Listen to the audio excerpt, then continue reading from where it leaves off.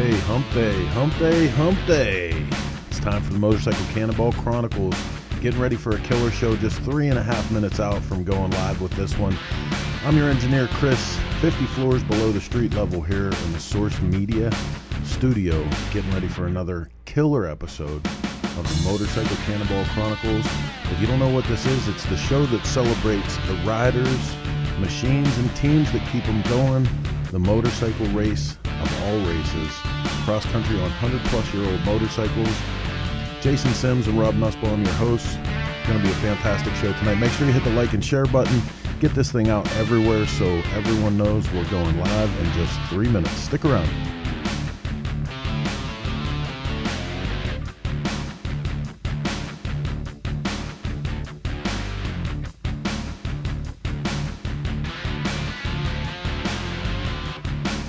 Look at all these great names here. Bill Redensel, Joe Sparrow in the house, Mary Butts, Team Butts, represent. Good to see all you guys, man. Hey, put your name up. Tell us where you're watching from. If you got a rider number, you're in the Cannonball or the Chase, put that up there too so we can give you a little love on the show. Always good to see all of our Cannonball family here. Wednesday, we made it around the calendar to another week. Another great show coming up. Just 2.5 minutes and we're going live.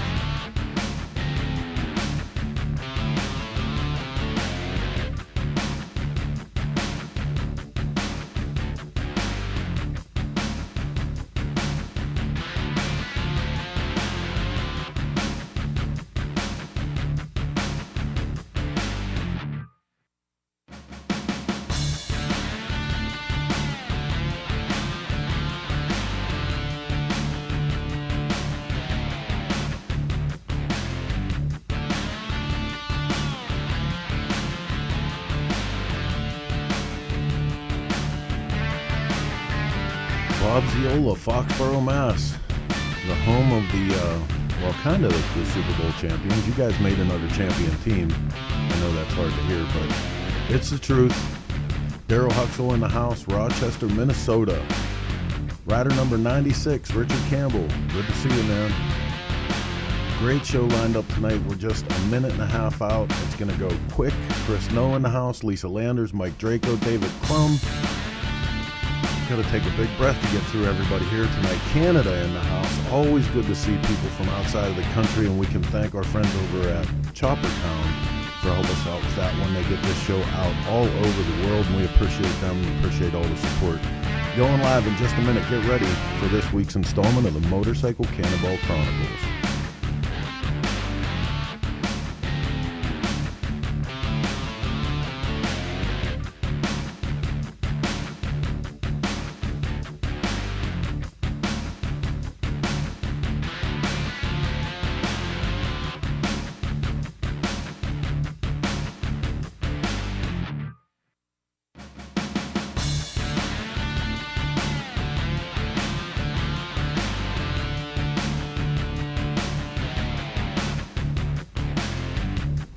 Okay, with just 30 seconds left, it's time to get this one out of the garage and up on the road and go live with this week's Motorcycle Cannonball Chronicles. Here we go.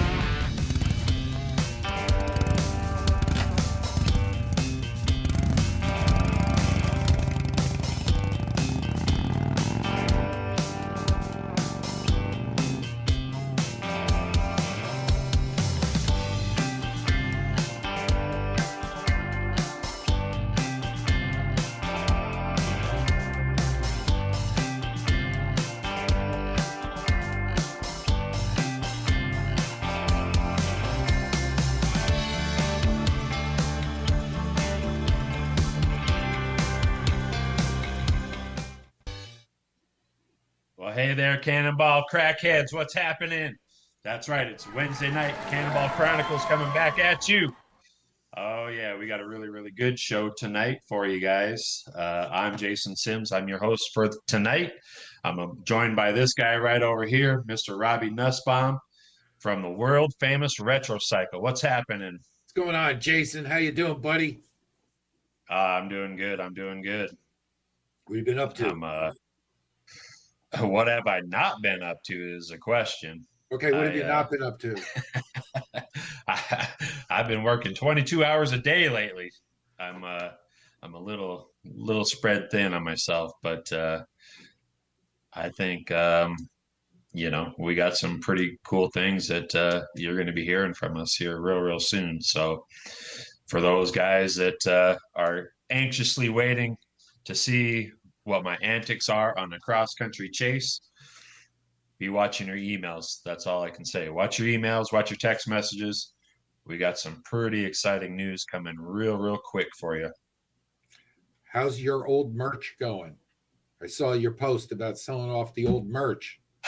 You know what? We're getting rid of it. We are getting rid of it. I think maybe what I got to do is just get on the website tonight and further discount it. That's what I'm going to do. Further discount. Maybe there's a trivia question. You got a trivia question tonight? I bet I could come up with one. Well, you think about that, and maybe we'll throw a trivia out there when the social media builds up. A lot of great people out there tonight, I have to say. A lot of our regulars are there. People tuning in early. Our sponsor is watching, so behave yourself. Tom Banks is in the house. Can I get an amen? Amen. Banks Gas Services. That's where we are, the Banks Gas Services studio. And Tom is watching over, making sure we don't mess up. So don't do it. No, we're good. We're good. So what's been going on in your world? Anything good? Well, I put the source media people through the test today. And I don't know how happy they are with me, but we did a little, there we go. We did a little memorial show about two legends who passed. And we threw it together. It was a breaking news story. So it's the first time we did a breaking news thing, I think, as far as I know. And we're going to try and do, stay current and do stuff like that. I lost a good friend. I wanted to give a shout out to him. He's pretty well known in New England. And of course, Don Hotop passed. So our condolences to those people, to Jimmy Murdo, and to the Hotop family and all those people out in Iowa. So if you want to see it, go to Cycle Source on YouTube and you can see the rerun of it. We had Dave Perowitz on, Bo Pacheco from Big Twin magazine from years ago, and Jimmy talking about his dad, and Michael Lichter sharing some stories. So it was pretty nice. I bet it was a good show. I mean, I know Don, and that dude, he's a legend, I mean, it just... Right. Yeah. So that's a tough loss. I mean, I know his health hasn't been good for the last few years. So yeah, we're trying to stay current and give back and show a little support. So I thought, I don't want to call it a success. I just felt like it was the right thing to do. In terms of getting it out there. I think we did what we had to do, and it was nice. And I want to thank Chris and Heather. They jumped through hoops to make it happen. So it was good. It was awesome. Good. Awesome. So let's talk about what's coming up. So I know tomorrow, I can't really remember the name of it right off the top of my head, but there is an antique motorcycle swap meet in Fremont, Nebraska. I think it starts tomorrow, Friday, and Saturday. So for you guys in the area or traveling there, be safe. It really looks like that we're finally getting some events out here, and things are maybe somewhat getting to normal, with what we do on a normal basis. So I leave on Monday. I'm heading to Daytona, Florida. I will be set up at the New Smyrna racetrack out there for the antique motorcycle swap meet out there. I'll be there Wednesday, Thursday, Friday, Saturday.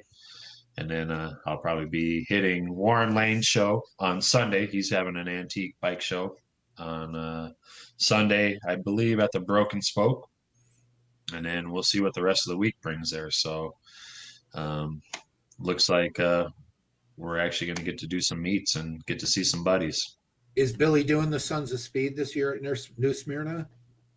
They're not. I know about 60 days or so ago, they did cancel that a while back. So they just didn't it was just too close to foresee what would happen. And, there's Right. still some lockdowns and that kind of stuff happening in the area. And, it was probably for the best.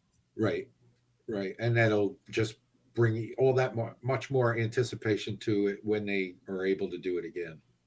So. Yeah, absolutely. So, yeah, I'm excited to finally get out on the road. I'll have a bunch of motorcycle cannonball stuff. I'll actually be bringing some personal things to sell, some parts, some You're not stuff that's selling. coming out of the cave. You're not selling your underwear again, are you, Jason? You're not going to do that. Hey, it's a big hit. Do you sign it? Hey, I'll do whatever you want. Well, easy. Almost anything you want. Are you going to Fremont? No, I wish I was. It's just a little too far for me, being down here in Arizona now. So I'm going to save my resources and deadhead out to Daytona and probably make a few stops on the way, back. And yeah. Good. So, I really can't think of anything else. Like I said, we just been grinding, trying to get this motorcycle cannonball finalized. I think we're really, really good shape. We really exciting. There was more. I knew you had There more. is more. So we actually been adding a few people back to the roster. So I saw people that are on today.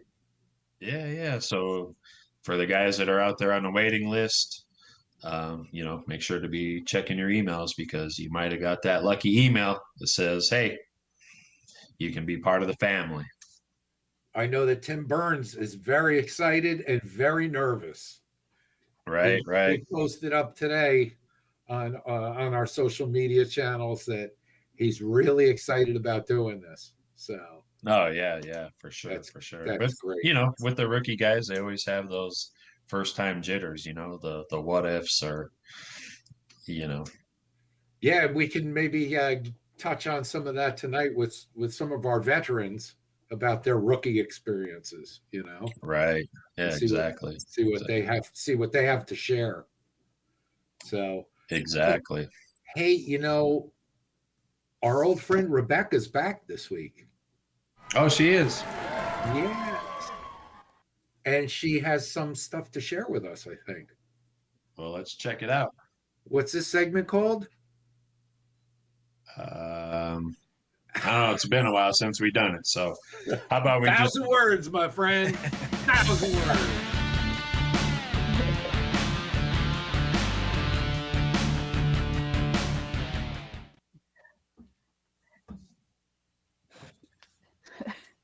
Hey, y'all. Caught me. My eye was itching.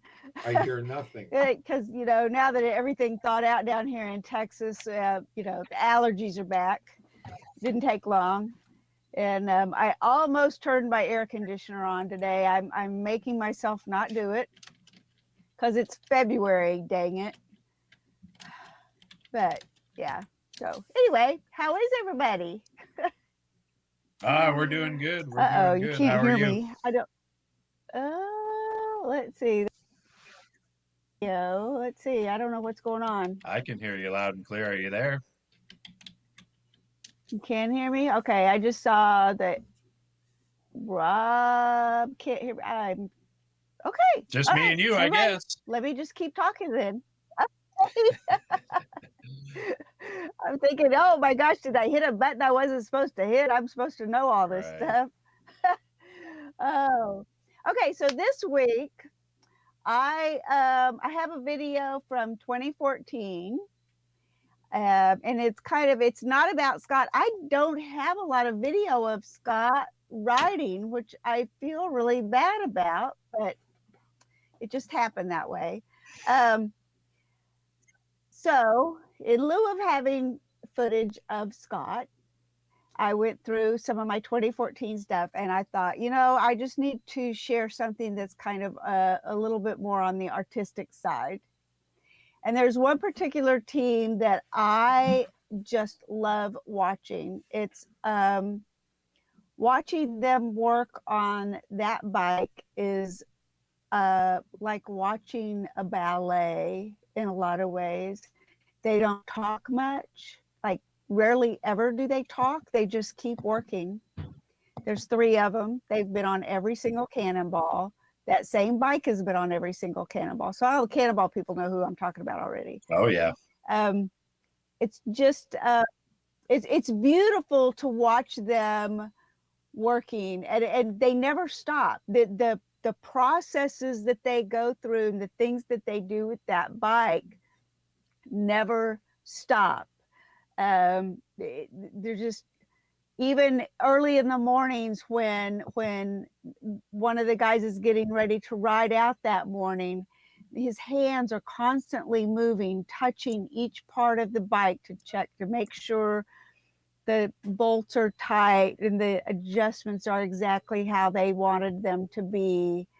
And so I guess without any further ado, I guess we can play the video so you guys can see what I'm talking about. Let's check it out.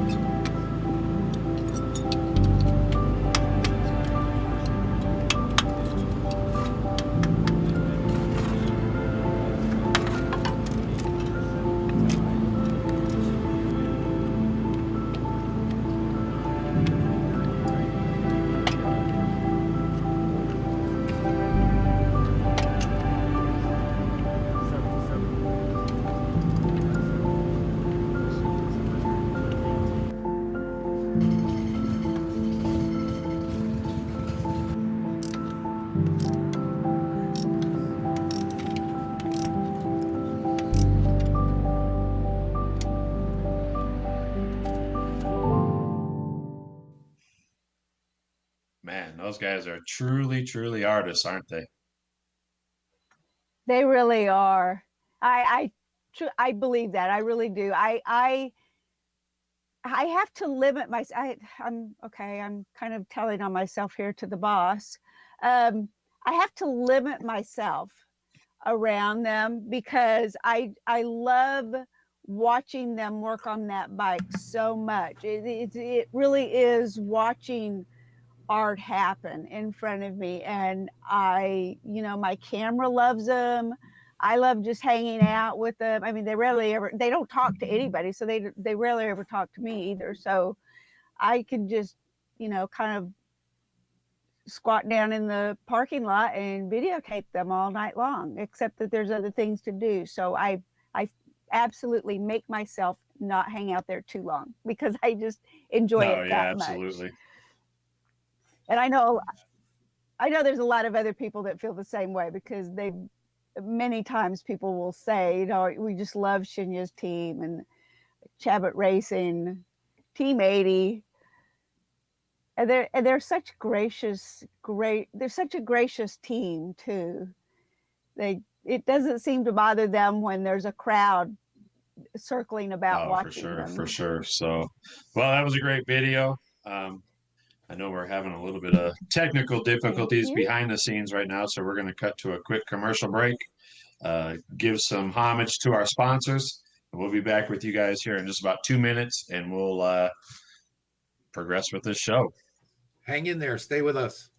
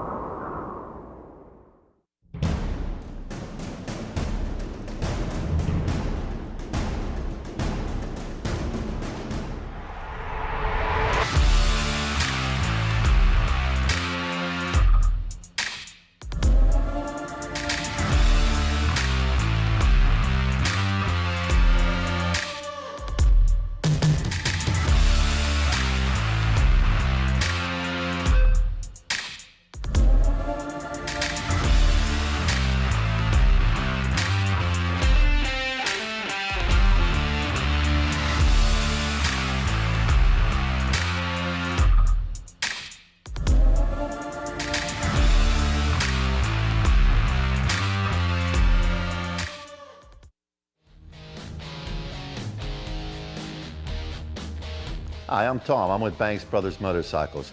One of the things I want to show you today is our new improved engine puller. The changes to this machine has been in the arms and in the hands. We put hind joints in the hand to allow rotation of the engine, which makes it easier to get it in and out of the frame. With the angle change, we have equal clamping pressure on them. And over here we have what's called the posi lock, which allows this to be locked in place and the engine can't swing from side to side. And we're going to show you just how easy it is to pull the motor out of the bike right now. George is actually going to come in, make contact with the cylinders, tighten it down, and he'll pull it out of there. You lift it up, rotate it, and bring the assembly out of the frame. You see the motor starting to move, and it centers itself. This allows no side play once the motor's in place, and it keeps it safe. It can't fall out. Visit BanksBrothersMotorcycles.com to order your Banks lift.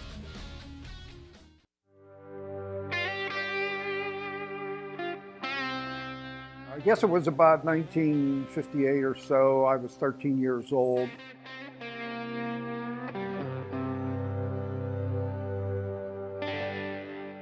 A friend had a homemade motor scooter. He let me ride it, and I just was taken by that.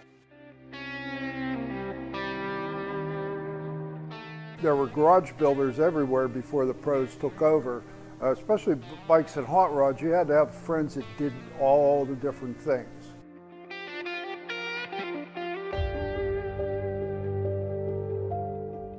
There's nothing in a Harley showroom I want, but if you tell me about a box, some boxes in the shed, man, I'll beat you there, you know.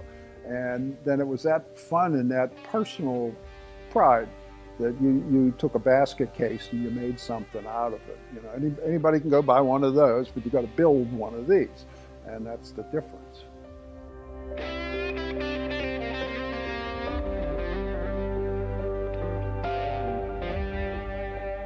Dennis Kirk is really amazing because of so many things. There's a variety of parts, the speed, the ease of ordering. You know, you pick up the phone and just whip out a part number and it's in your shop in a day or two. I'm Ed Fish, and I'm from Sharon, Pennsylvania, and I'm a Dennis Kirk garage builder.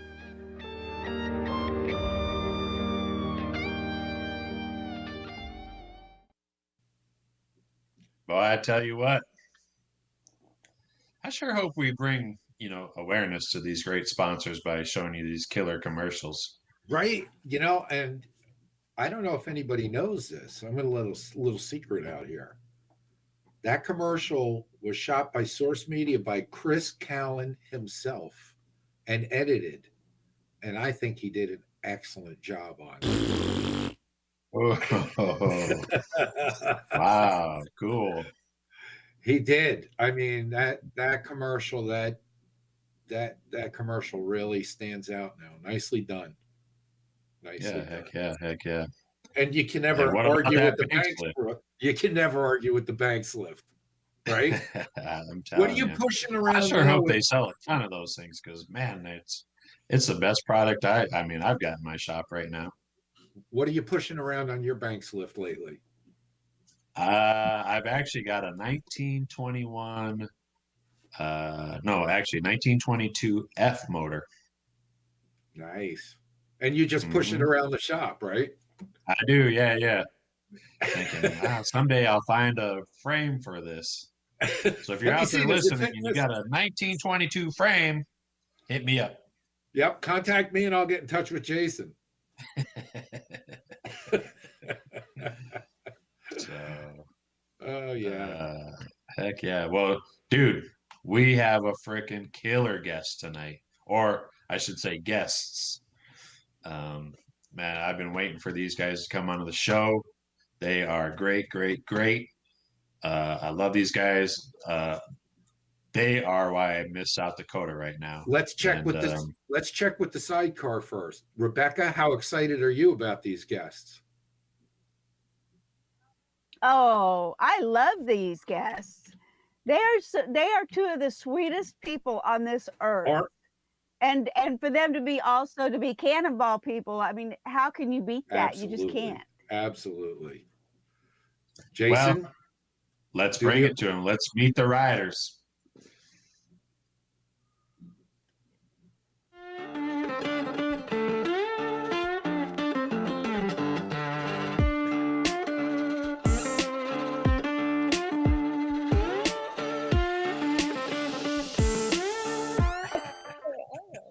We have me. I'm and not Sharon really sure what happened there, but that was pretty cool. Sharon, you there? I had a glitter in my eye. The glitterati. Yes. Glitter in her eye. I think it was salt from her margarita. That's probably what it was. Burning her eye. Right. How are you guys, man? So honored and pleased to be on your show tonight. Oh, we're glad to have you on the show. You kidding me? And who are you now? I'm Sharon. This is Scott. This is my sidekick. What are you sharing? Nothing. I don't know. It depends on the questions you ask. We'll see. We have no secrets. Heck yeah. So for you guys that don't know, we are joined tonight by Scott and Sharon Jacobs. They are now residing in the great town of Deadwood, South Dakota. They have a lot of things going on in this community, and hopefully we'll get to learn a little bit about them and about what they're doing and about some of their Cannonball experiences. So let's get into it, should we? Absolutely. All right. So Give Scott, it to us, I want We're not afraid. to start out with you, and for the people that don't know, tell us who Scott Jacobs is. I am a motorcycle enthusiast, originally from New Jersey. Then moved to San Diego, and then after that up to the Black Hills here. I've been the official licensed artist for Harley Davidson since 1993. I started their fine art program, which still exists around the world. And I've been a professional artist, a drummer for a long time. Well, let's touch on the licensed Harley dealer part of it. Let's talk a little bit about how you got into that and what that really entails. Well, it happened. I got licensed back in 1993. I had started doing some paintings of Harley Davidsons. It was actually a good friend of mine suggested. He goes, because I had been painting celebrities' portraits for years, and there's not a lot of market for limited edition prints of those type of images. So I was on the phone with Ron Koppel, who's still one of our sales guys, almost 30 years later. He suggested, he goes, Harleys are really popular. I was in, I think it was Topanga Canyon, I was at the rock shop, and there's Harleys everywhere. And he said, maybe you should do Harleys. So it's like, that might be a good idea. So I started doing that in 1993 and brought them to Art Expo in New York and also Art Expo in Los Angeles. And it got recognized by the people that basically are the, I guess we'd call the licensing arm of Harley Davidson, who told me I can't do what I'm doing. And I was like, well, why not? And they said to me that because you're not licensed. And I said, well, how do I get licensed? And they said, well, we don't license artwork because we'd have to have a new license for every piece of art you did. And I said, well, why can't we just have a blanket license so that I can do one piece after another? They didn't want to hear anything about it. And so the next show that I did, that same licensing arm came to my show. And I can't remember if LA was first or New York was first, but one of those two cities. But this time the Beanstalk Group had a guy named Jeff Bluestein with them. And he was the chairman of the board of Harley Davidson at the time. And they said, is this the guy you've been talking about? His stuff's really nice. Why don't we work something out? So they worked out a licensing agreement. And I guess it's been a long, long time, almost 30 years. And I think it was about 45 to 90 days later, I became licensed. I remember going to the mailbox every day, waiting for this license that I thought was going to be coming. And sure enough, one day that license was in there and I became the first licensed artist for Harley Davidson. And basically what that means is that Harley Davidson gives me to pay them royalty. Yeah, I get to pay them royalties. No, but they, God, I do these pieces and then they put me in contact with a lot of companies that need imagery for products, whether it's for, collector plates or pocket watches or puzzles or limited edition prints or posters and things like that. And they tell me what I can't do. Yeah, say it again. Is it truly a symbiotic relationship you have with them, or is it's strictly just send us? It's been good. There's been issues over the years, and the issues that I had over the years was when you had people that had to approve or disapprove my imagery that I would send in, and these people were people that knew nothing about motorcycling. I remember having one image that was rejected because of the little bag that was tied underneath the headlight. And then another time where I had the bike up on a rock in Joshua Tree State Park, and they rejected the image for a limited edition print because you could see a little bit of the undercarriage of the bike. And they said that the undercarriage wasn't, how they worded it. I'm trying to remember now. Wasn't for the consumer to see. Yeah. Which, you laugh at now because you think, well, we've all seen the undercarriage of bikes on Cannonball. Yeah. So, because a little bit of the frame underneath it showed up in the painting, so they wouldn't approve it. But then about 6 months later, that particular image that I painted was on the cover of a calendar. So it made no rhyme or reasons. Made no sense. Overall, So overall, it's a great place to be. So like every good couple, right? So then when they come back and you tell Sharon this, what's Sharon's reaction? That you mean to being licensed or to an image getting rejected? An image getting rejected. Sharon, what's your reaction? Can you say it on camera? I'm pretty vocal. No, I mean, at the time, well, you'll get a kick out of this. At the time, Scott was working with another publisher. So it's before we had taken over, taking care of all the publishing ourselves. And at that point, being the meek little mouse that I am, he had basically said, you just have to, let it go and I'll take care of it. Basically, don't get involved. And I didn't want her to piss them off. I said, just be quiet. I'll deal with this. Scott's way nicer than I am.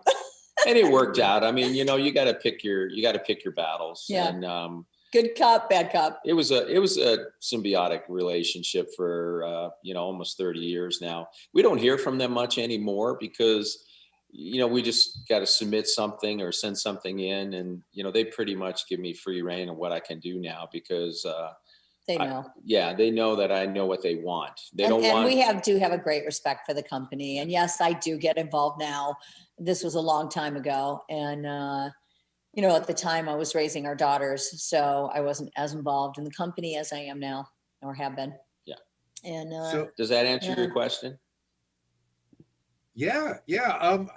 How does your team number 93 enter into this equation somehow? Number 93 was the year I got licensed by Harley Davidson, and that was such a pivotal part of my career. That was a huge thing to happen to me. It made me well known all over the world as an artist. So I picked that, and Sharon's number is 81, and she picked that because that's when she graduated junior high. I mean, no, college. I meant to go the other way. Whatever. She graduated high school in 81, so that's how she picked her number.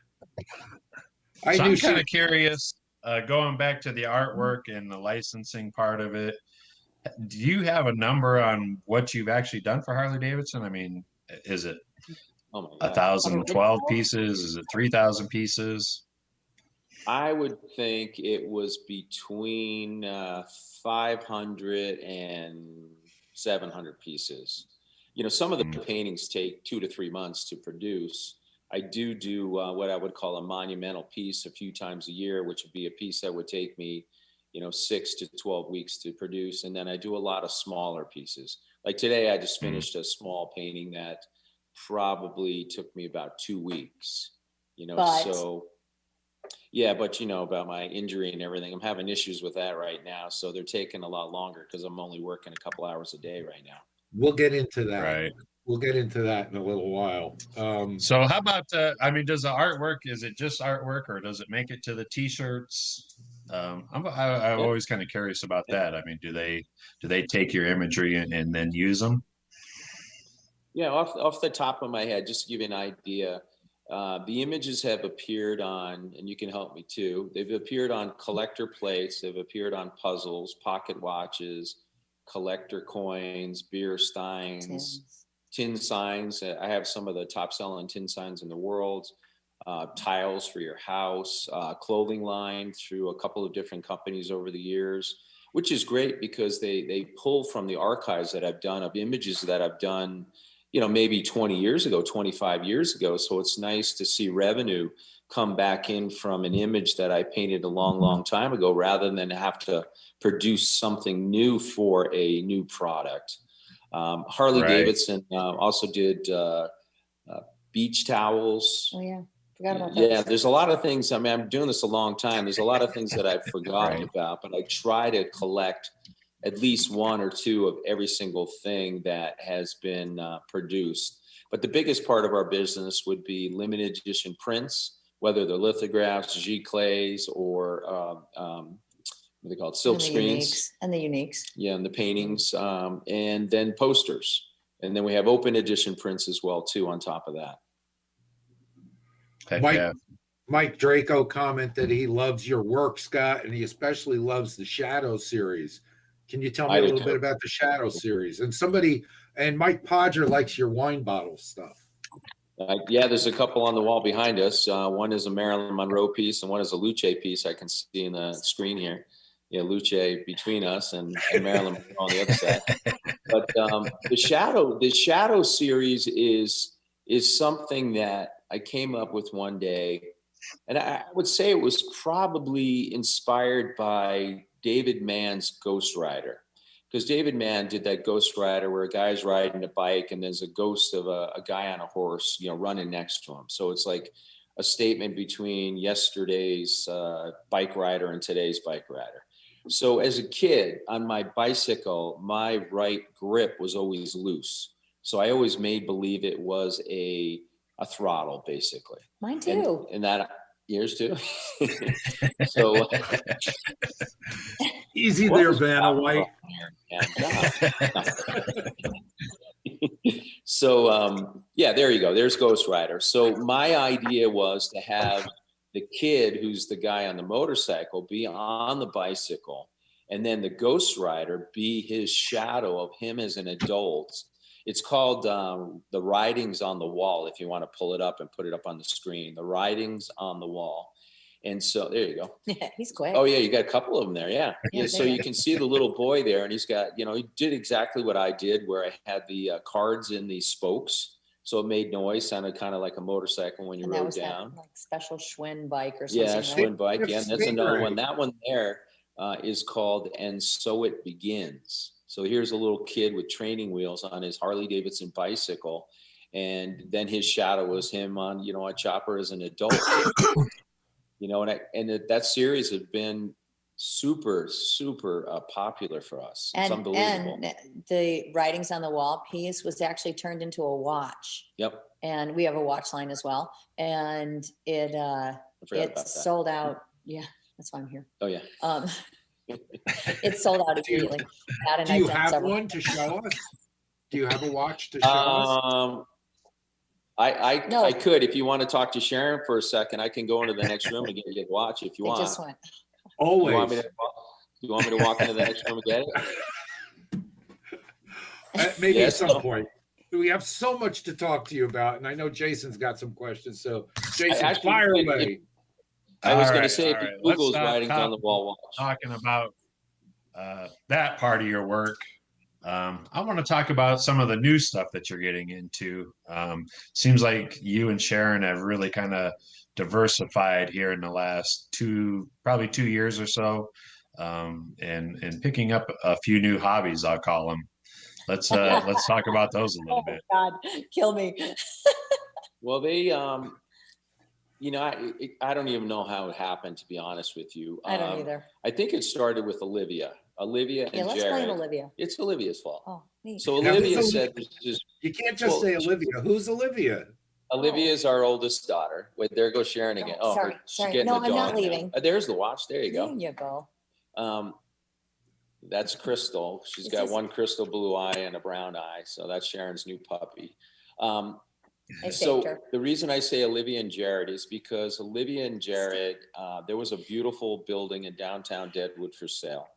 And they wanted us to make like an artist colony in that building, where we would have artists stay upstairs in this apartment that we were going to build.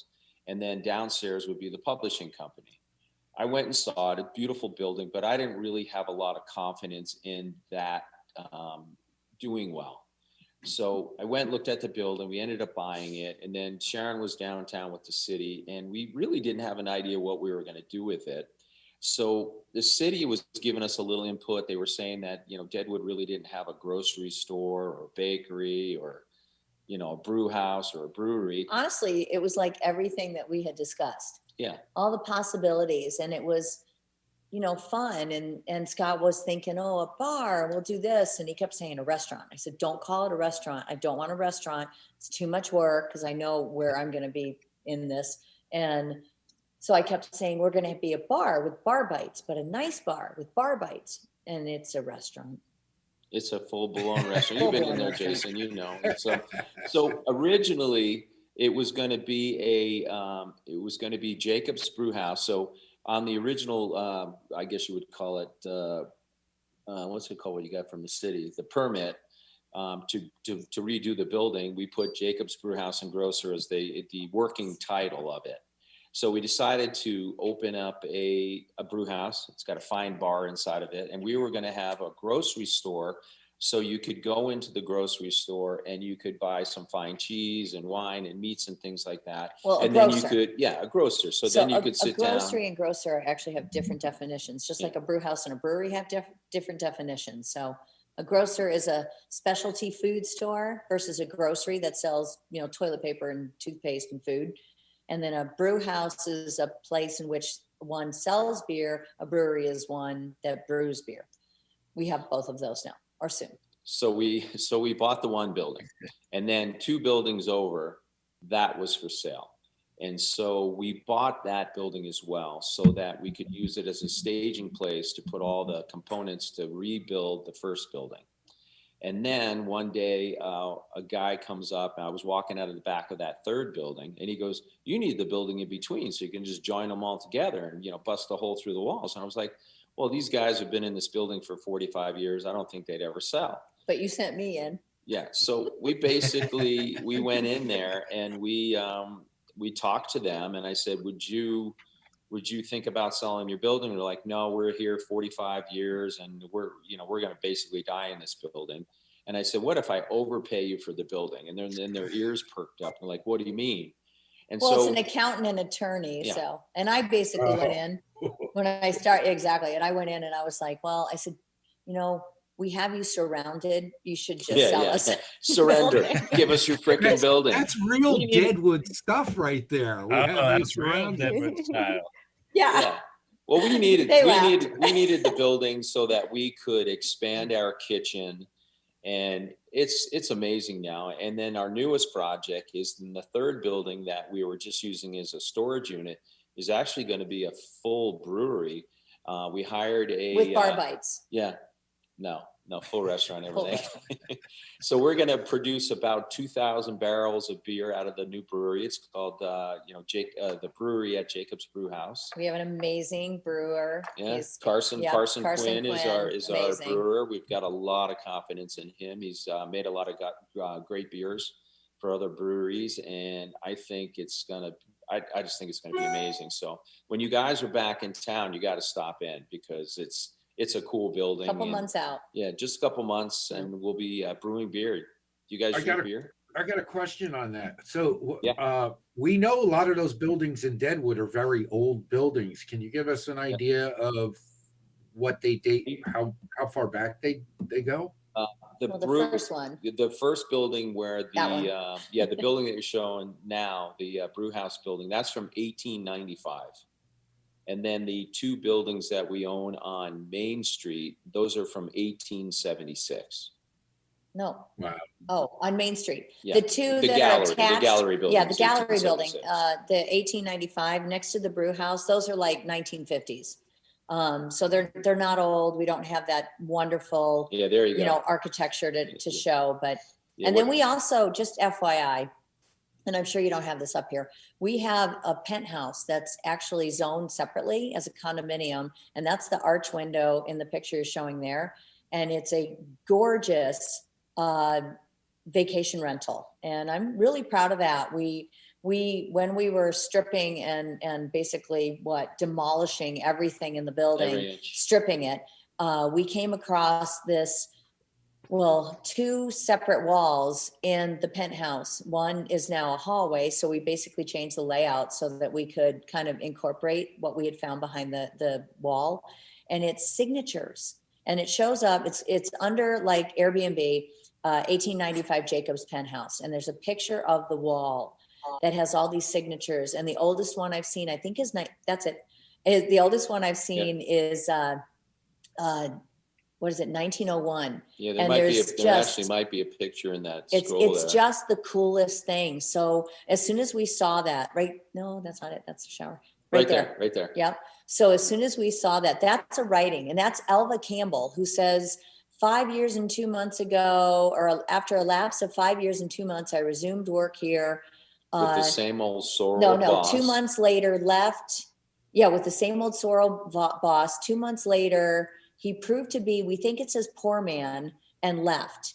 And it's a story. And there's sports, scores, and it's just the coolest thing. So we decided we weren't going to cover that up again because it's much too priceless, which the town was very grateful for. And Mike Runge is the archivist in town, and he came and took pictures of it because it is that cool.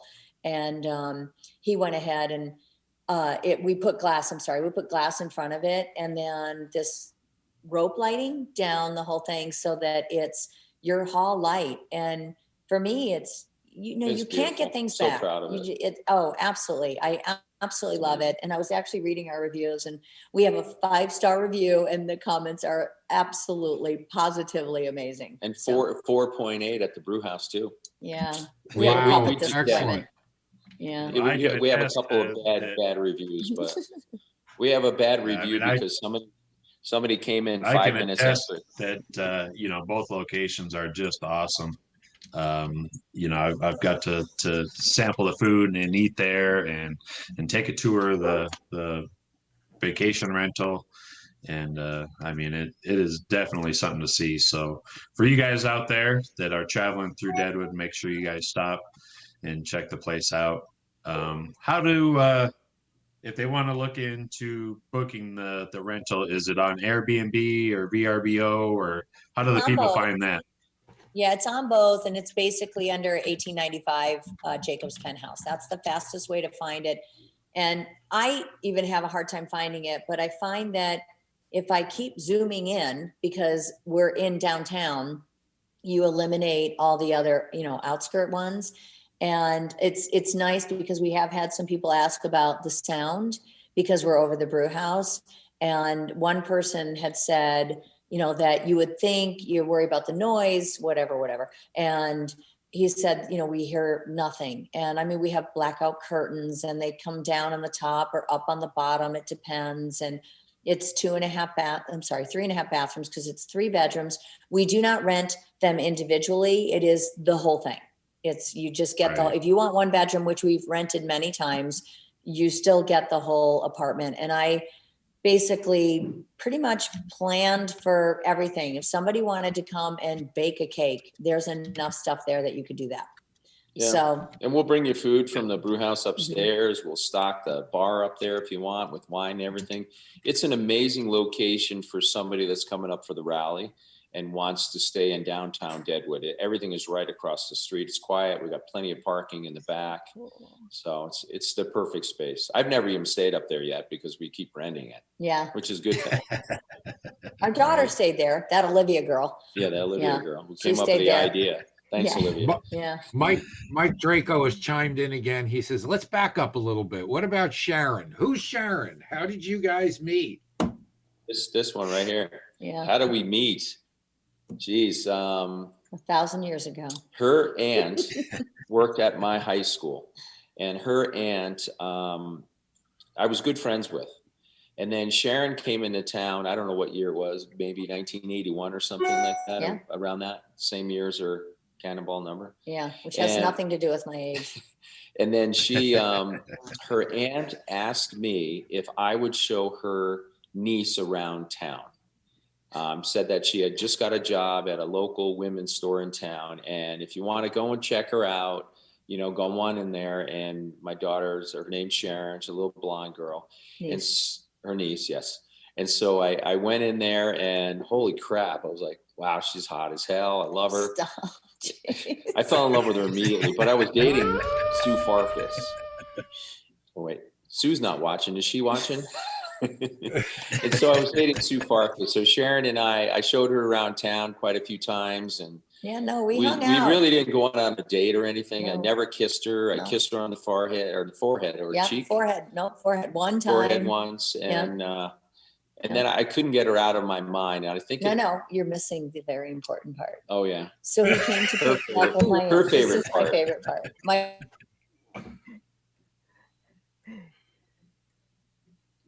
Just when we got to the good stuff, I guess. No, we can't. You can't leave us hanging like that.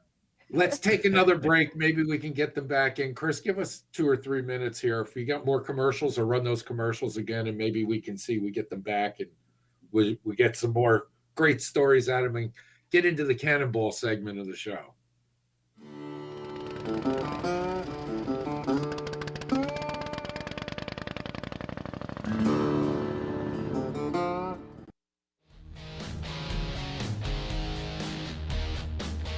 Hi, I'm Tom. I'm with Banks Brothers Motorcycles. One of the things I want to show you today is our new improved engine puller. The changes to this machine has been in the arms and in the hands. We put hind joints in the hand to allow rotation of the engine, which makes it easier to get it in and out of the frame. With the angle change, we have equal clamping pressure on them. And over here we have what's called the posi lock. which allows this to be locked in place and the engine can't swing from side to side. And we're going to show you just how easy it is to pull the motor out of the bike right now. George is actually going to come in, make contact with the cylinders, tighten it down, and pull it out of there. You lift it up, rotate it, and bring the assembly out of the frame. You see the motor starting to move, and it centers itself. This allows no side play once the motor's in place, and it keeps it safe. It can't fall out. Visit BanksBrothersMotorcycles.com to order your Banks lift.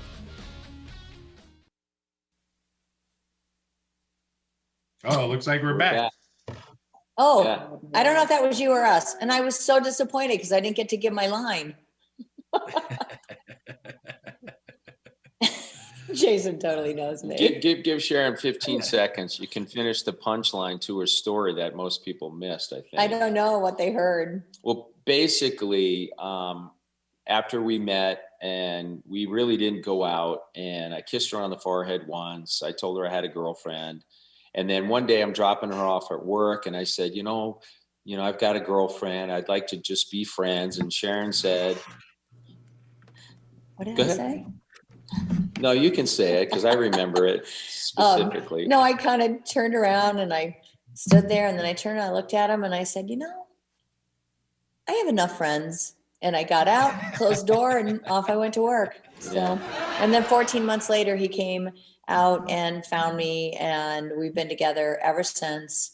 And that was I don't know what year. 83, 83, and we got Yeah. married in 85. So we're really old, and we've been together forever. I kept thinking about her, and finally I called a friend and I said, do you know where Sharon hangs out? And they said, oh, on this day of the week, she's at Dunn's Garage over in whatever town it was. I had a routine. I drove to Dunn's Garage and I walked in and I saw her out of the corner of my eye sitting at the bar with her good friend. And I walked up to her and basically told her that I'd been thinking about her. And I said, would you like to go to New York with me tomorrow? I'm delivering some artwork. I need some help with words. And so, like she said, we've been together ever since. We've been married 36 years now, together almost 40. Wow. That's great. Yeah. Chris Simmons just tuned in. One of your honeymooners just tuned in. She said to say hi. Hey, Chris, how you doing? Love you.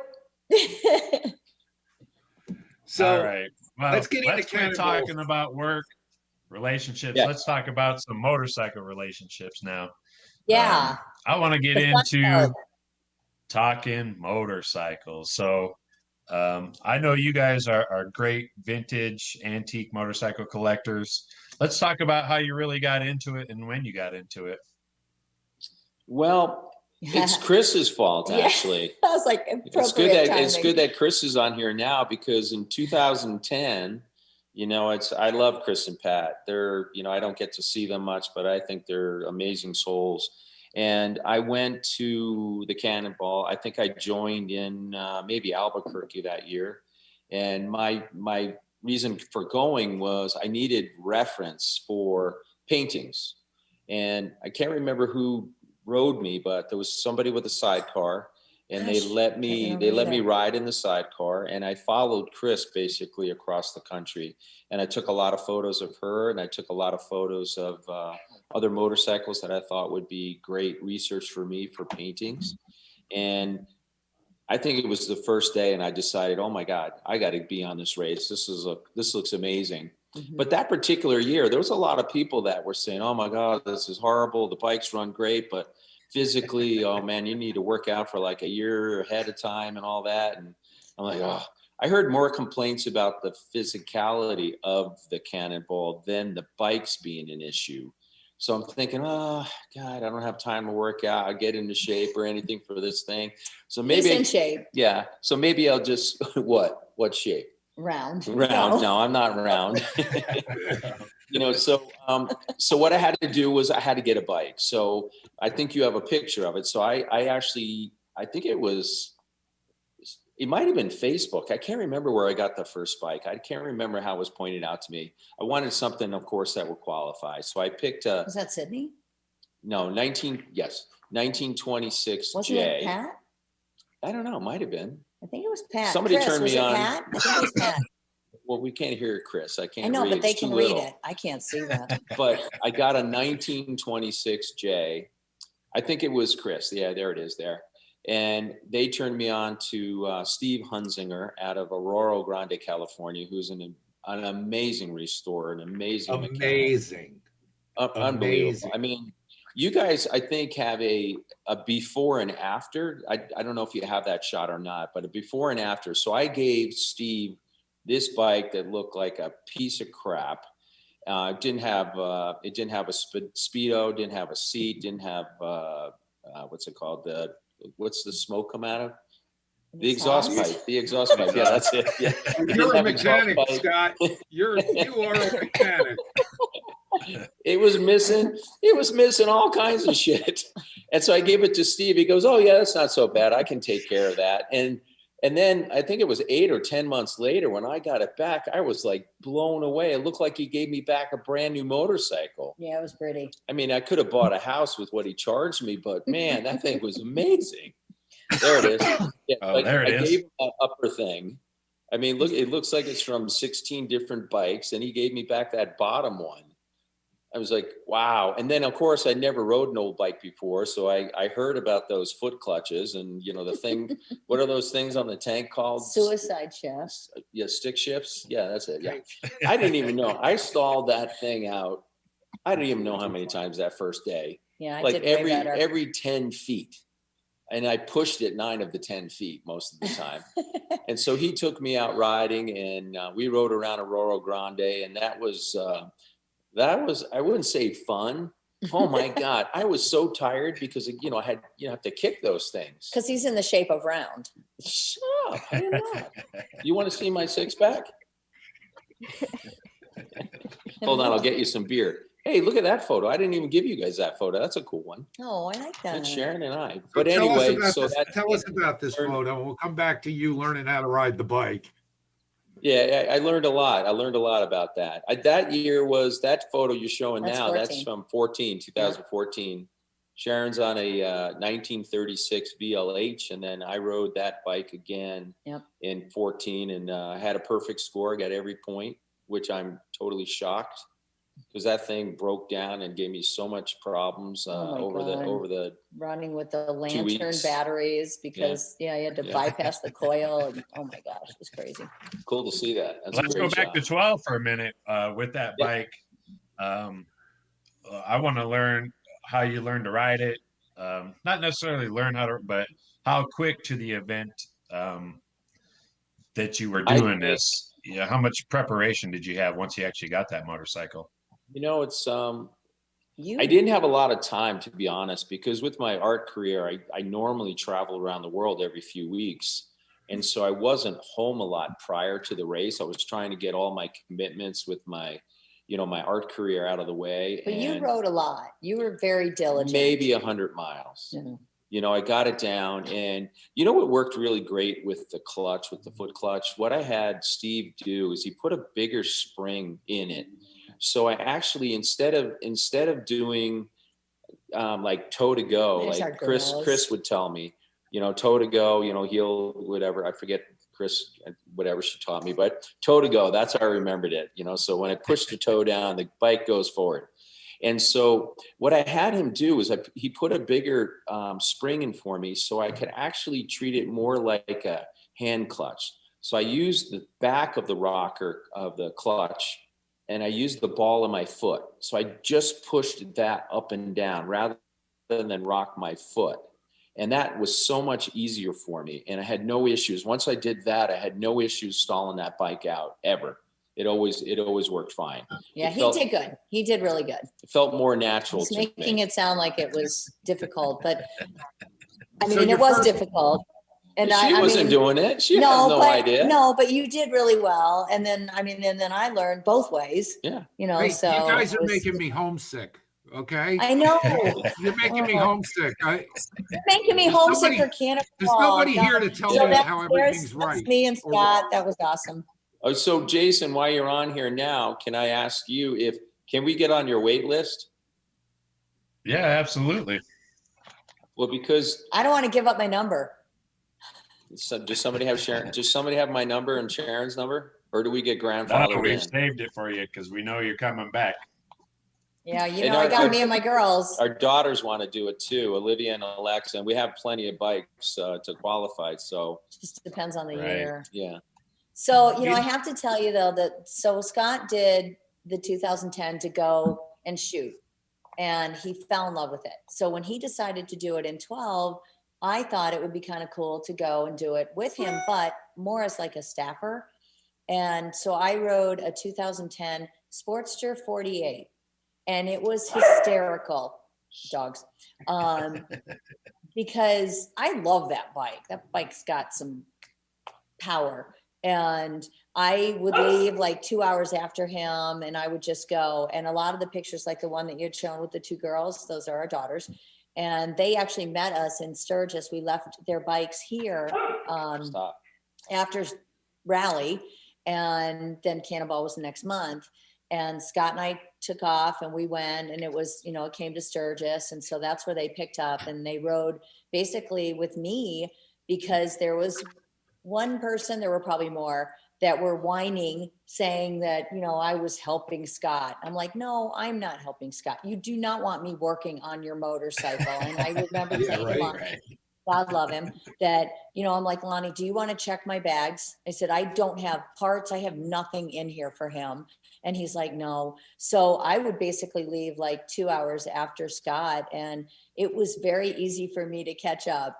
And I'd be flying through Iowa at 100 miles an hour, kind of thinking, you know, knowing me, if a little rabbit runs out in front, I am going to do whatever I can to stop and hit this, or not hit this rabbit. And they're going to like grind my body up while they're turning over corn. And that's when they'll find me, because it was just, oh God, it was just so amazing. And then that was after that, he goes, so what do you think? Do you want to do it next year or next time? Because it's every 2 years. And I was like, oh, absolutely. So that's when I got the 36. And it is terrifying to learn how to ride those. But once you do, it's more terrifying to get back onto a new bike and then go, okay, wait. Oh, wait. Yeah, we readjust. We bought two 36s, and then one of them was fully restored by Ziggy D, who was our mechanic for two of the Cannonballs for 14 and 16. Yeah. And the one was just such an amazing 36 4-speed. And then we had it in our living room. So we gave her the one that was more of a the junker. The beater one. Yeah. So that's the one she raced. We kept the other one. We did end up stripping. We did end up stripping the other VL. Yeah. We'll have to get into that one. Yeah. So Scott and Sharon, 2012, you were who were you teamed up with then? Because I know you had a couple different teammates through the years. 2012 was Team Vino. Yeah. That was Dean Borgioni, and then and he's watching. He's watching tonight, and he says, Dean? Hey Dean, I can't believe you moved to say Hawaii. hello to you guys. Oh my gosh. Yeah. Hello, beautiful people. He says. Yeah, we like him too. Don't tell him though. I won't. And then we have Big Swede, who's amazing. Robert Gustafson. What's his? How do you say his last name? I don't know. Gustafson or something like No, that. We just call April, him Mike. Big Swede. Big Swede. Yeah, we just call him Big Swede. He was wonderful. Yeah, he was awesome. He was my mentor for 14. Sorry, I know we're on 12, but because he rode the same bike. So basically everything he did when we rode together, everything he did, I would just duplicate, whether or not I needed it. It was, it was a learning experience. So. Right. And then 14, your team name becomes the Honeymooners. And you are teamed up with? No, 14. No, we were Team Bino still in 14. Yeah, 16. But it was Sharon and I and Big Swede and Dean in 14. And then 16. Dean killed it. I mean, I know there was a lot of controversy in 14, and no, he deserved I think it. Dean had somebody drag him up a hill for half a mile or something, and in my opinion, he won that race in 14. Well, sorry if he got his was revenge. off. Let's talk about the team names. We'll get back to that stuff. What is it? Sure. So your next team name is you're teamed Is up the with Honeymooners. 2016 is the Honeymooners, and that was with Chris and Pat Simmons, and our mechanic was Ziggy D out of there's our shirt. Yep. And so number 81 was Sharon, number 89 was Chris, 93 was myself, and then Pat was 100. Yeah. What do we have? Wait, Frankie, Effie, Sydney and Vinny. Yeah. Yep. We had names for all the bikes, and that was a great team too. And as you know, I only raced a day and a half of that year. So that was a fun race. Yeah. God, the dog just farted under my chair.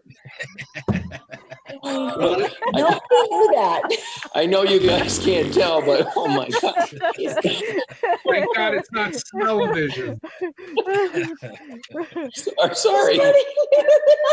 Sharon, I was seeing, she must have COVID because she can't smell it. Don't So what bikes? As soon as you come to, what bikes did you ride in the different events? So you didn't ride the same bike in all the Cannonballs. I can hear Rebecca in the background. I'm sorry. I rode a 1915 F11. Sharon rode a 1915 F11. Chris rode Effie, who was a 1915 F as well. Vinny was a 14. And then Vinny was a 14 that Pat rode. So we had very similar bikes. Sorry. I'm still trying to think about the dog here. That was your dog, by the way. My dog does not do that.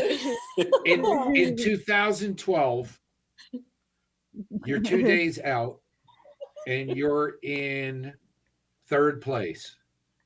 Yeah, Then with 2 days left. Then what happens? You know, it's the night before, my bike was running really bad. And anytime I would go up a hill, the bike would be flooded out. And so it would die. I'd have to pull over to the side of the road. And then a couple minutes later, I could get it started again. And so I brought it in that night. But the particular city that we were in, there was a pretty big party that was happening that night. So what was our mechanic's name that year? It was a close friend of Dean's. I'm having a brain fart of his name. Cristiano. So is the dog, obviously. Cristiano. No, sorry. And so that night they wanted to be a part of the party. And so they said they were going to look at my bike in the morning. And the problem, they couldn't find out what was wrong. They gave us to like 7:30 in the morning for me to get my bike on the road. And long story short, a couple of the other mechanics standing around said, let me have a look at it. Maybe I can figure out what's wrong with it. I think his name was Marty, right? Marty? I think his name was Marty, was our mechanic. Well, and Cristiano. But the one mechanic wouldn't let anybody else look at it. He didn't want another opinion. I think somebody else might have figured it out. You know, he was looking at it for so long. And what had happened was in my particular carburetor, there was a foam float in the one that was in there. And the foam float had a crack in the middle. So when I was calling for gas, like going up a hill, that thing was bending and it was flooding out the bowl. So it would die. And they couldn't figure it out before that 7:30 deadline. So I had to put my bike, and I was in third place, and then somebody else dropped out. So I would have finished overall in second place that year. It was the day before the end. And so I actually jumped on the back of not on the back. My daughter jumped on the back of her bike, and I rode her Fat Boy. And it was so funny because I remember pulling into lunch and everybody's, oh my God, you got your bike started. Great. Congratulations. And I'm like, no, I'm riding a Lexus bike. So it was just that little float in the middle. And then when we came across the finish line for the day, our mechanic said, oh, we figured it out like 15 minutes after you guys left. So I lost the points for that one day, and I went from third place to 29th or 31st. I ended up in 29th or 28th overall, but happens quickly. Had they figured that out and my bike ran that day, I would have ended up overall in second place. So that was a bummer. I was really depressed that day. Yeah. I mean, that's really good for a first time outing out on the Cannonball for sure. I was happy. Yeah. So is it about winning? You know, isn't of course, everything? I don't know. I mean, Dean, if he's still on here, I mean, that's got to feel amazing winning and doing what he did on a 1914 single cylinder, single speed, being 230 pounds or whatever. He's a big guy on a little bike like that. I mean, that's freaking amazing. But, you know, it's about the camaraderie to be out there to take a bike that's 100 years old and to be able to ride it across the country. I mean, how many people get to do that? How many people get to be on the Cannonball to experience this amazing thing? I was just, Sharon's running down. Keep talking. Keep talking. She'll be right back. She's doing a commercial break. But, you know, I think it's, yeah, of course I would want to win. Of course, everybody on the race would love the bragging rights of actually winning the race itself. But it's about that experience. I never expected to win that race because there's so many other people that are great mechanics. I figured that I'd be on the side of the road most every day because I didn't know anything about bikes. I know how to paint them really well. I know how to change, you know, spark plugs and try to troubleshoot an issue that might be happening on my bike. But I mean, you got guys out there that are master mechanics to ride these bikes. And those are the guys that I would expect to win because they can figure it out on the side of the road, fix it and keep it going. Oh, that What are we picture looking there. at? Absolutely. What are we looking That at was here? amazing. Well, that particular, I think that was 2014, I believe. My coil went. And so I had an extra coil that Steve Hunzinger had in my side bag. And so on the side of the road, I called him. He was my phone a friend. I put my phone on my kicker, you know, on the kicker arm there, and I called him and I said, "Listen, my bike's doing this and doing that." And he said, "Okay, I'm going to have you troubleshoot the bike." So he talked me through troubleshooting my own bike. And he goes, "Okay, do this, pull this out, stick this in there. Okay, you got spark, you got fuel, you got this and that." And that was 2012. Yeah, I'm the one that had the problems on 14. Yeah. So it was 2012. And so he goes, "It sounds like it could be your coil." He goes, "There's another coil in your bag." And I was like, "I don't know how to change that out." So Sharon's back. So he talks me through it. He goes, "Okay, the coil is a little thing in the back of the engine that kind of looks like a mailbox." He goes, "Go and unscrew this and unscrew that, and take it off, and then bypass that coil and use the one that's on the side of your bag." And I was like, "With what?" And he goes, "Okay, I'll talk you through it." And so, you know, undo these wires, I wrap other wires. And he says, "Well, now do you have electrical tape?" And I said, "No." I wasn't prepared. And so I'm pulling electrical tape off of other parts of the bike so that I could do things there. And also you can see alligator clips on there.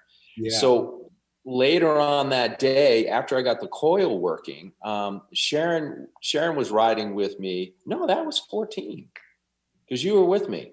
That was 2014. And so I'm waiting for Sharon on the side of the road, and I hung a Yui. I had waited maybe 10 minutes on the side of the road. So I hung a Yui to go back to start looking for her. And then I see her coming. And as I made my U-turn, I slid on some gravel on the side of the road. I didn't go down. The bike got too heavy on one side. So I had to lay it down so I could get a better grip and pick it back up. And when I did that, something came loose in, God, I can't believe I can't remember the parts names. You know, where you put your key, what do they call that? The ignition in the front? What's that little, that little thing called where you put your keys? The ignition. Come on, Jason. What? What is it called? The ignition. The ignition. No, you said that. Yeah. Okay. It's got two keys in there. So something came loose in there apparently. So I'm on the side of the road. My bike was running amazing. I got that new coil in there. And then it doesn't start. So riding up the road is Doug Watke. So Doug Watke pulls over, and then he sits down with me and he goes, "Okay, let's troubleshoot this and troubleshoot that." And he goes, "It's your ignition." So he goes, "Do you have alligator clips?" And I'm like, I don't even know what an alligator clip is. I mean, so he goes, "Oh, I got one. It's bag." And he goes, "Okay, we got to bypass your ignition. So let's clip this over here and let's clip this over here." And he goes, "Then you're good to go." And so he takes the alligator clip, he clips this, he clips that. And then all of a sudden my bike starts right up. And he goes, "And when you get to your next stop," he goes, "just unclip this." and then it'll shut off, because now you can't shut off your bike the normal way. So I did that, and sure enough, that thing worked great. So I used it all day like that. And then when we got to the finish line that night, Ziggy took it and then he redid it and fixed it for me. But, you know, that's what it's all about. The Cannonball is all about adjusting the camaraderie. Totally. I mean, in 2000, just to go back to 2012, I can't remember the gentleman's name, but I was in Iowa. I remember that. I got a flat tire. I pulled off. I'm in the middle of a cornfield, but there's a little farmhouse there.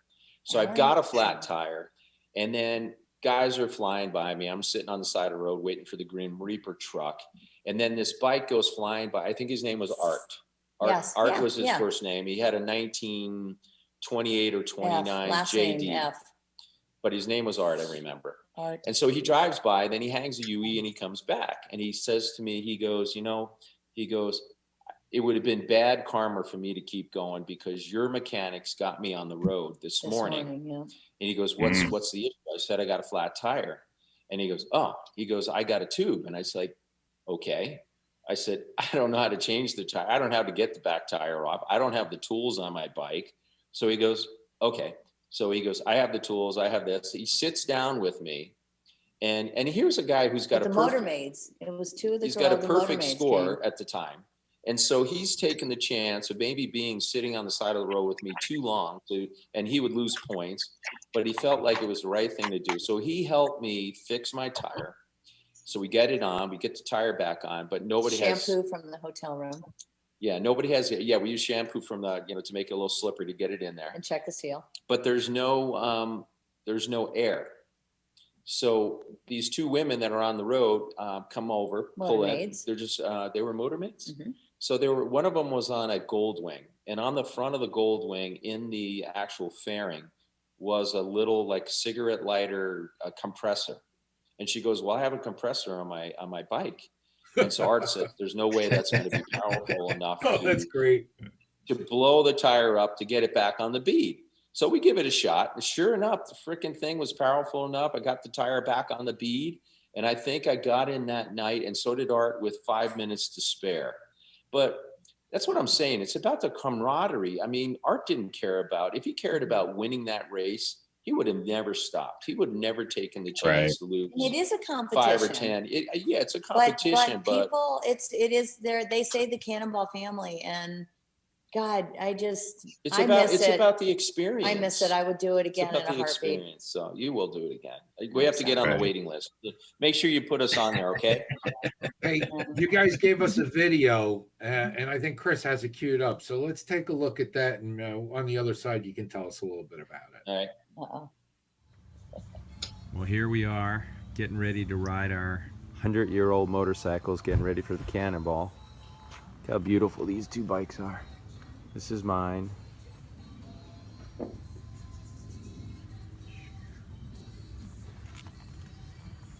It's a 1915 F11. It's our roll chart that we will navigate with. This is Sharon's bike. Same model. 1915 F11. Both 100-point amazing motorcycles. Had to make some modifications, put a more modern light on it, some better rims, front brake, different seat. So it's not only comfortable but functional. Wish us luck. It's our first time riding them today.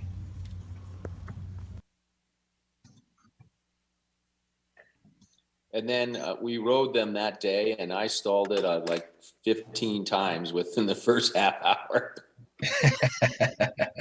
It's a learning. No, those things were killer. So let's kind of get in, since we've seen the video on that bike. Let's get into basically the last time that you guys were on the Cannonball, and some of the events that happened on that event in 2016, when we started in Atlantic City, New Jersey, and made our way to San Diego. Let's talk about getting there and what happened in the first few days. Well, you probably remember pretty well what happened the first day, because I think you pushed me about 100 times to get my bike started. We want to hear it from you. It just happened that Jason was in the same area that I was for most of that day, and like every 10 minutes I was on the side of the road. Because he was at the back of the pack supporting everyone. Yeah, he helped me push that thing, and it was hot as hell. Oh God, it was so hot. My bike catch on fire. Huh? I didn't hear you, Rob. I said, but it didn't catch on fire the first day. No, no, that was 14. Yeah. That was, I'm sorry, just to reiterate, that was my first ride, actually riding the 36. And within, oh my God, what was it, like 10 minutes, there are 2 bikes in front of us bursting into flames. And That's I'm like, right, yeah. Oh, why am I doing this? 2014, like within the first hour or so, we pull up to a stoplight, and then the bike in front of us to the left bursts in flames. And then there's a van next to the bike, and it's like for like the YMCA, a bunch of kids inside and everything. And the driver runs out with a just like hands fire extinguisher and gets the bike out right there in the middle of the intersection, which was freaking crazy. We're like, what did we get ourselves into on this trip? But to go back anyway, let's get back to Atlantic City. 16. Yeah. Well, in 16, my bike was running terrible all day long. I don't know if it was Sharon's was as well. We were both having a lot of issues, and I don't know truly what they were, but mine kept dying all the time. And then if I'd sit for 5 minutes, it would start up again. I couldn't get it to kick over anymore, so I would run next to it and then pop the clutch to get it going. So luckily, Jason was around a lot of the times, and he helped me push that thing. I mean, you remember that, I'm sure, Jason. You pushed me a ton of time. I do. I pushed you in for the finish line the first day. So I got through. I got a perfect score with help from others. That day, I felt like I was overheated. I felt really sick when I got in that night. So they worked on my bike. And the next day, the second day, got the bike going. Sharon's bike, my bike was running okay. Sharon's bike was running really bad. Really hot. Yeah. I mean, literally, my heads were white with heat.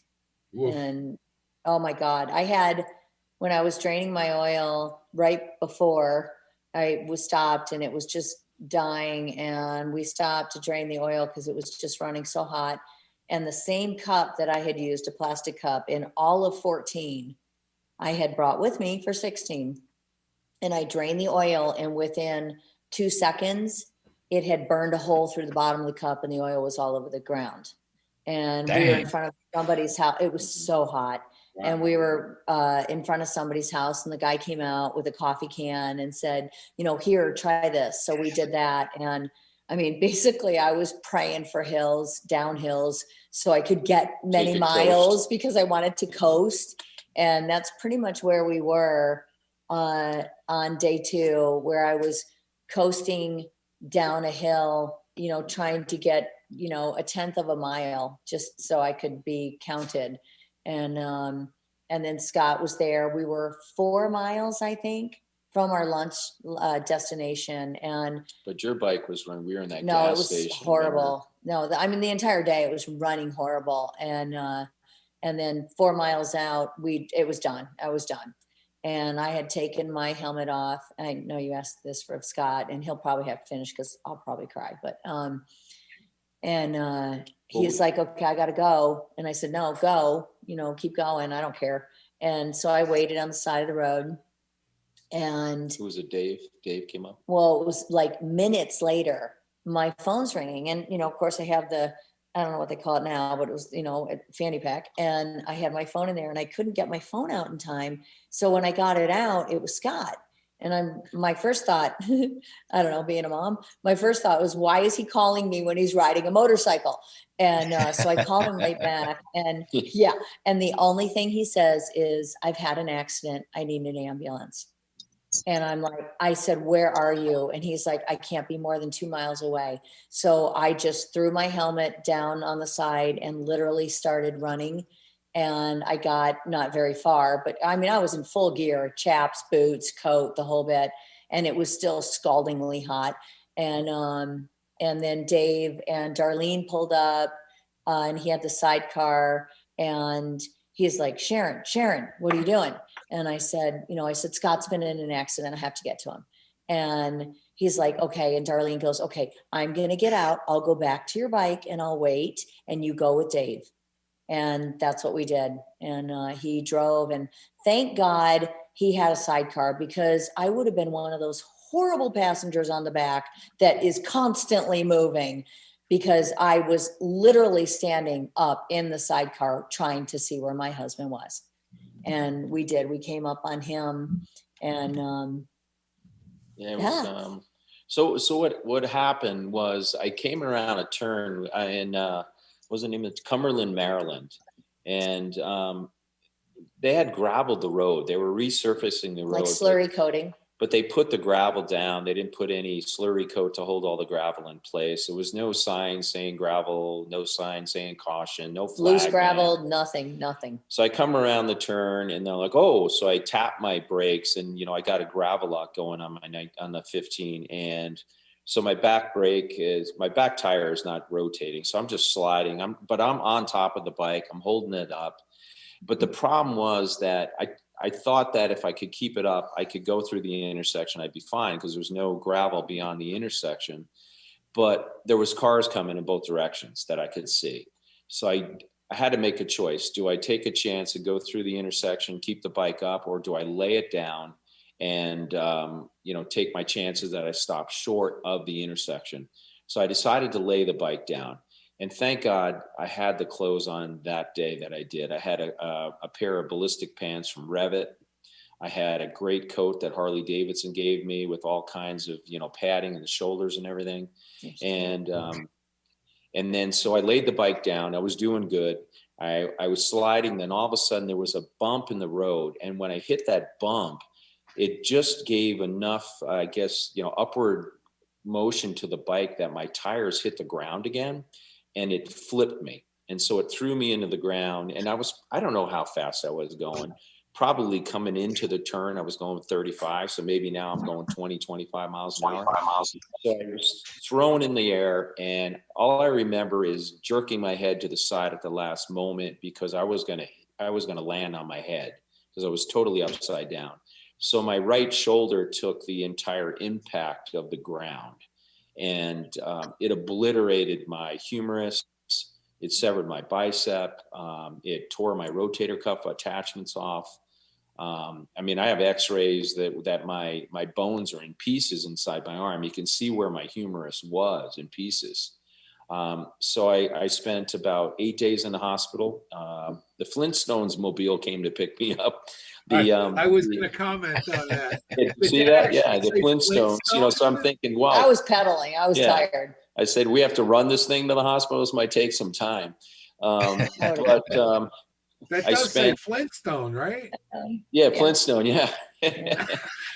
So I went to the hospital. The first 5 days I was on. Yeah, you can see that's the top of my humerus. Yeah, it's supposed to be connected. And then you can see the bottom part where the bone's gone. That had fractured into pieces, and they pulled that out of different sections of my arm, which is freaking bizarre.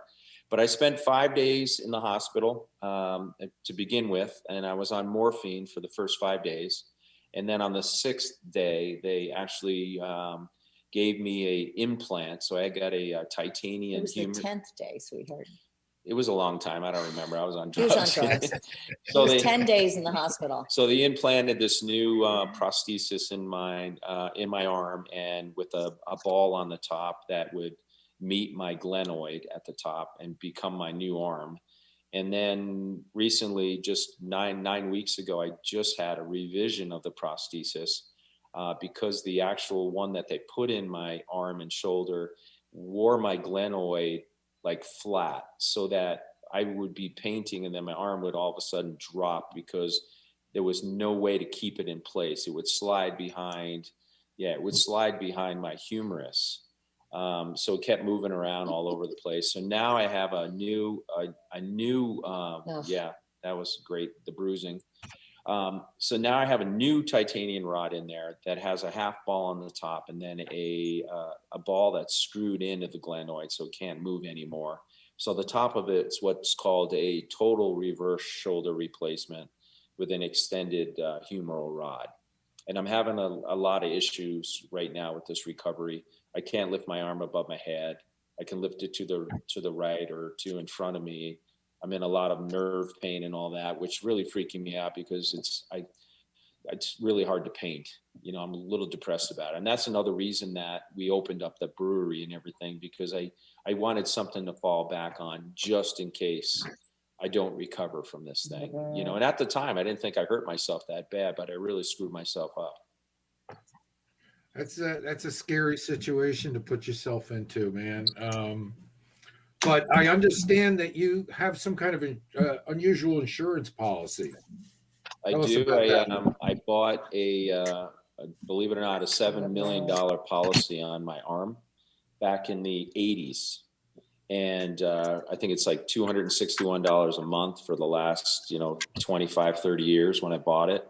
And if I was totally disabled, I would get to 7 million. But since I can still work a little bit to some extent, I get a monthly payment until I recover. And I don't know if I'll ever recover from this fully, but I'm still glad I went on it. I have no regrets. I think I made the right decision that day to lay the bike down, because there's no guarantee that if I went into that intersection that I wouldn't have been hit by one of those cars.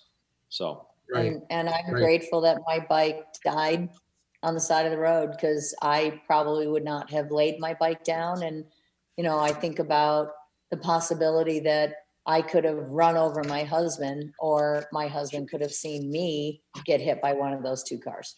Yeah. So there's all kinds of things you have to, sometimes.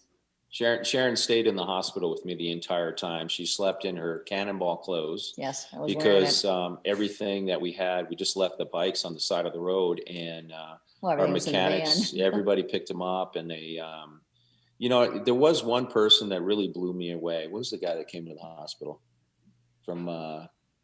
We had one of the guys that's been he was one of the support guys. He actually came back and came to the hospital and visited me here out of everybody. And it was just an amazing, why am I not it was remembering? amazing that he, I'm trying to remember, one of the support guys is an older gentleman that rode a bike, and then he had a flatbed on the side of his motorcycle. Not Gary. Gary. No. Yeah, Gary Haynes. My Haynes. guardian angel from Gary 14. Gary Haynes is freaking amazing. Gary. He Did made he come sure. to the hospital? Yeah, he did. Yeah, he's the Gary, only one. Text me. Did you come to the hospital? He came to the hospital, and that's pretty amazing. Oh, and then the other thing too is our mechanic comes with our Sprinter van. He's carrying our trailer. That day. And he hits a freaking bear. Going back. He hits a black bear on the highway on his way to visit me in the hospital. In a Sprinter van. Smashes the shit out of the front of the thing. Imagine how excited our insurance company was. A Mercedes Sprinter van, a 1915 motorcycle, a human. Unbelievable. So I have no regrets. When you're riding an old motorcycle like that around the country, I mean, there are the risks to it, but I have no regrets. And I'm hoping that our number comes up on that Cannonball list so we can do it again. I might have to do a modification of my handlebars or something, but yeah, I'd love to do it again. Always gonna ride bitch on the back with me. Some of the most amazing experiences that I've ever had have been on that Cannonball, and we still keep in touch with a lot of the people that are on it. They're friends for life. Yeah. Well, look, we're running out of time. There's so much more to talk to you guys about, so maybe we'll bring you back again at another date. But wow. You know what I think we should do next time I'm up in South Dakota, when I'm back at my home there? Yeah. I'll go up to Deadwood, and we'll do a live shot where we can actually see the studio. Oh, yeah. Because they got a really, really great setup there at the studio. A lot of bikes that you can look at. All their Cannonball bikes are there. Just want to have, and it'd make a great show. Perfect. Yeah, and I think another thing you need to touch base on is Sharon's experience in the 2014. what happened with her bike and her. I don't know if you remember, but her brother also passed away while we were on the Cannonball. The day I remember that. Yeah, the day her bike died, her brother died.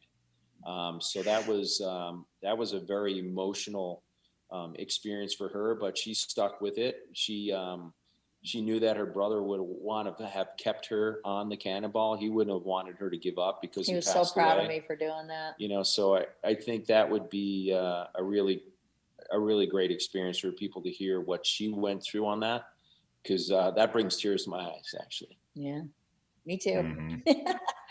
It really does. I'm sorry. I'm sorry we ran out of time here. I mean, it's just the time flew by, but we definitely going to get you back. And I like the idea of Jason coming up and doing a remote from there. That'd be great. Great, yeah, that'd be awesome. Well, he's always welcome. Heck yeah, but you guys got to feed me too. You know what I was thinking too? Maybe we can get Dan there too, as well. Even though he's not a Cannonball racer, but he's been designing all your shirts and all your artwork too. It might be cool to have Dan sit in on it too. And Dean says he wants to ride with you two again. So yeah, we'll ride with you, man. Anytime. We'd be honored. I will love to get all that oil on me again. It was a great experience. But Dean, you need to let us. You need one of us to win this time, okay? Yeah. It's our turn, man. And you're just going to have to deal with me stopping to put my lip gloss on. Yeah. Okay. We've heard of bean oil, so you can next time tell us about Dean oil. Dean oil, yeah, the Dean oil in the bottles that we kept in the van every day. We were the most popular place at the end of the day because Dean brought all this great wine, and we would have it in the back of the cooler. So Dean would break out all his great wine from his place, and we would pass it around. It was a great experience. And I just kept tequila in my flask. Yeah. We didn't drink while we rode though. No. We waited till we got across the line. That is serious. Heck yeah. All right, guys, I want to thank you guys again. I'm going to go ahead and try to get us wrapped up and out of here. I am freaking starving. I wish I was back in South Dakota right now having some of that great Jacob's Brewhouse food. Bar bites. We'll keep it warm for you, man. So that's the first Thank place you I'm so going much. when I'm back in South Dakota. I'm going to hit them up. I'm going to try some of that great beer that they're going to have here pretty soon too. And so, yeah, hey, I'll be on the road next week. I will probably come to you live from Daytona. I'm sure Robbie will still be in his little office there in Retrocycle. I'm stuck in New Jersey. You know what? We got a really good show again for you guys next week. Tune in, tell your friends. Hey, if you didn't get to watch this live, you can always go back. Check us out on our YouTube channel. Check us out on our Facebook channel. Okay. Check us out on Cycle Source and their media channels. Heck, you can go to Chopper Town. You can go everywhere and see this. And so, cool. Bye, everybody. Thanks for tuning in. Thanks, Scott and Bye, Sharon. y'all.